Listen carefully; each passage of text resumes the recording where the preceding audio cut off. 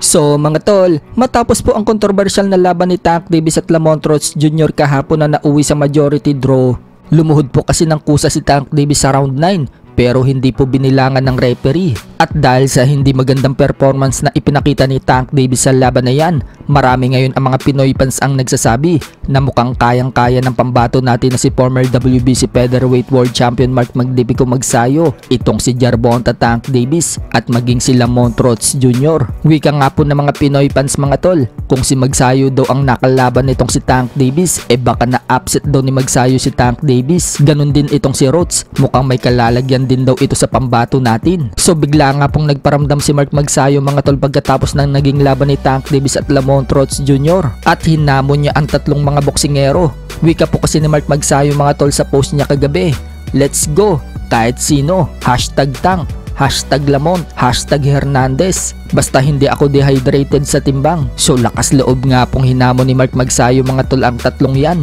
Hindi nga po malayong pwedeng makalaban ni Mark Magsayo si Tank Davis mga tol. Kung matatandaan po kasi, si Mark Magsayo po dapat ang kukuning replacement kung umatras itong si Lamont Roach Jr. sa labang kay Tank Davis. Isa pa mga tol, posible din talaga makalaban ni Mark Magsayo si Tank Davis dahil sa interview kay Tank Davis pagkatapos ng labang kay Lamont. Sinabi ni Tank Davis mga tol na nagbago daw ang plano niya matapos mag-draw ang laban dito kay Lamont. Baka daw lumaban pa siya ng 4 o mahigit pa. Nagbabalak po kasi magretiro itong si Tank Davis mga tol. 3 laban na lang dapat ang gagawin niya.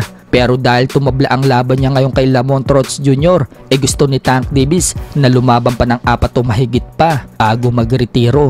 Isa pa mga tol, bagamat gusto ni Tank Davis na makipag-rematch dito kay Lamont Roach Jr., sinabi ni Tank Davis mga tol na hindi muna daw niya mamadaliin ang rematch dito kay Lamont. Mukhang lalaban muna sa iba si Tank Davis bago siya makipag-rematch kay Lamont. Kaya yan na po ang pagkakataon ni Mark Magsayo mga tol na makalaban si Tank Davis. Kung pupunta nga din po tayo sa lightweight ranking, nakaposisyon na po si Mark Magsayo sa IBF lightweight ranking. Nasa pang number 5 spot po siya ngayon. Bukod dyan mga tol, sinabi din ni Mark Magsayo na mas malaki pa siya kay Tank Davis. May palag talaga itong pambato natin mga tol pag nagkataon. Marami nga po ang mga fans ni Magsayo ang nag-react at sinabing kayang-kaya daw ni Magsayo kahit sino daw sa 3.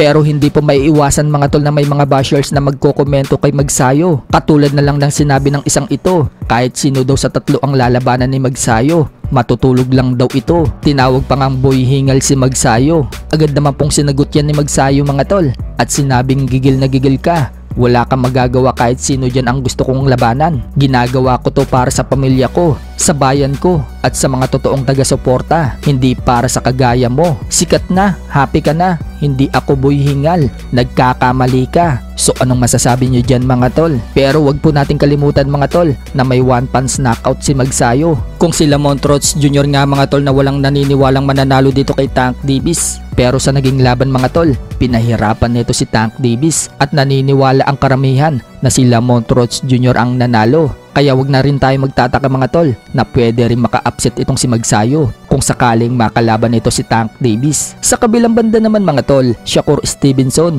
pumaldo sa laban ni Tank Davis versus Lamont Roach Jr. ng $20,000. Mukhang tinayaan po ni Shakur Stevenson mga tol ang tabla. Matatandaan po kasi bago ang laban ni Tank at Lamont, sinabi ni Shakur Stevenson sa interview sa kanya sa loob ng boxing event na 50-50 umano ang laban ng Tank Davis at Lamont. So ganyan nga po ang naging resulta mga tol dahil naging tabla ang laban.